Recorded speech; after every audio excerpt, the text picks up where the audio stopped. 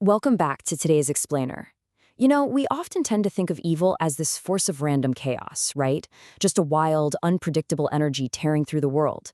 But what if I told you that according to centuries of theology, ancient texts, and esoteric traditions, evil is actually nothing like that at all?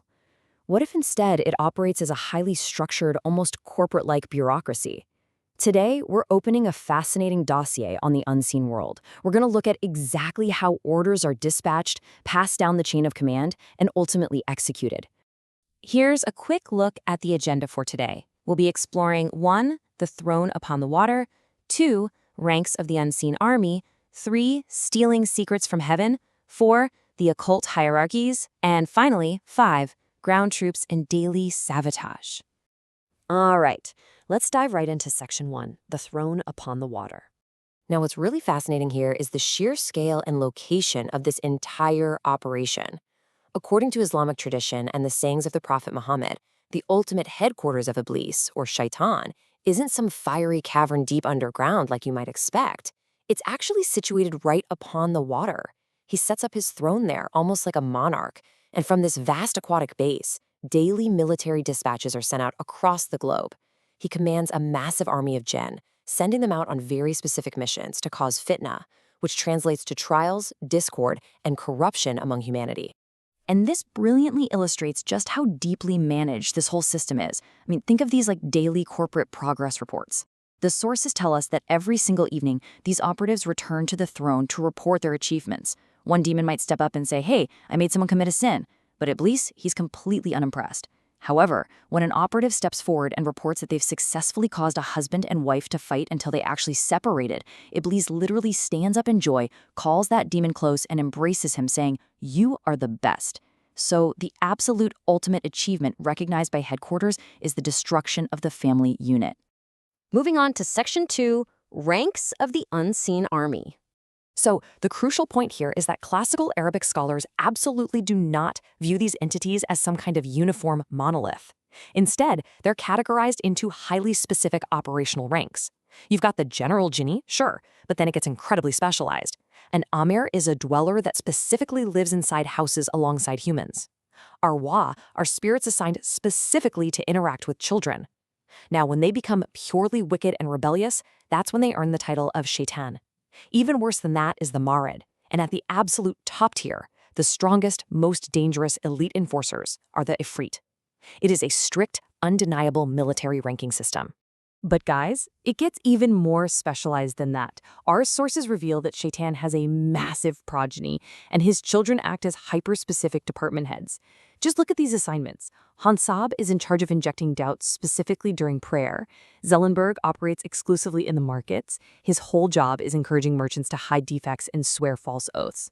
Vestin is literally the devil of sleep. But honestly, my personal favorite example of this extreme micromanagement is Velikan. He is a designated demon whose only job is to make you waste too much water when you're washing yourself. It is astonishingly specific. Let's jump into Section 3, Stealing Secrets from Heaven. To gather their intelligence, the texts describe what is essentially a massive physical chain of demons. Picture this. When angels in the heavens receive and discuss divine decrees about what's going to happen on Earth, these stealthy listeners literally stack on top of one another, reaching all the way up to the lowest heaven.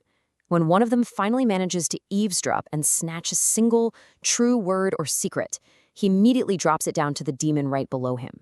It gets passed down the stack like a massive, cosmic game of Chinese whispers, mixing with lies at every single level, until it finally reaches the lips of human sorcerers, psychics, and fortune tellers down on Earth. Pivoting a bit now, here's Section 4, the occult hierarchies. Notice the direct juxtaposition here. While classical theologians outlined 9 distinct orders of divine angels, occult philosophers, like those documented in the works of Agrippa and Barrett, outline an inverted, highly structured bureaucracy of exactly 9 evil degrees. You have specific categories like the false gods, whose job is to usurp worship, the revengers of evil, and the deluders who exist just to imitate miracles and serve wicked conjurers. It is a complete dark mirror of the divine order. Look at this structure derived directly from our source material on the Shamhama Farash. It maps the Qliphothic realms, which is essentially the shadow structure of the Tree of Life. It details these very specific anti-spheres and hells, each ruled by distinct figures. You can literally see the domains of Samael, Beelzebub, and the dual chambers of Thamiel containing the thrones of Moloch and Satan. This isn't random. It's a fully charted geography of an unseen, malevolent government. And the rigidness of this management is explicitly detailed in texts like the Grimorium Verum. According to these traditions, evil is heavily, almost exhaustively managed. You've got three absolute chiefs at the top: Lucifer, Beelzebub, and Astaroth. But they don't just do the grunt work themselves, right? They delegate to specific deputies, like Sargatanas. And those deputies, in turn, command lower subordinates, like Surgut. The orders flow seamlessly down the chain of command, ensuring every single level of the organization is pushing toward the exact same goal.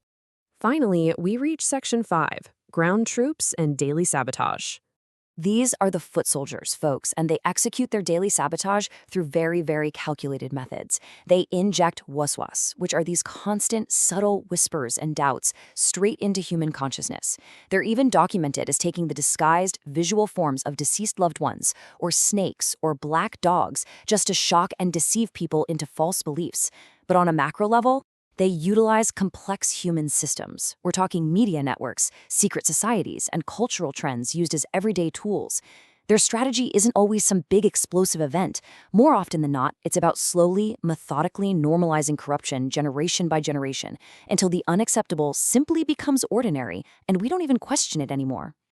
So, what does this all mean for us today? This brings us to the most vital part of this explainer. We have to actively step back and ask ourselves, looking at this vast, corporate-like structure spanning literally centuries, what is the ultimate end game of this grand, synchronized effort? Why expend all this meticulously organized energy? We end on this incredibly provocative realization from our sources. The actions of this unseen army are not random. This entire chain of command has been systematically preparing the world for an ultimate deception. By weakening morality and normalizing corruption, the goal is to push humanity toward willing submission to a single, deceptive power, known in Islamic tradition as the Dajjal, the ultimate false messiah. It really leaves us to wonder, as we look at the massive systems governing our modern world, just how much of our daily reality is subtly influenced by the whispers of this highly organized, unseen bureaucracy. Thanks so much for joining me on this explainer today. And remember, keep questioning the unseen structures around you.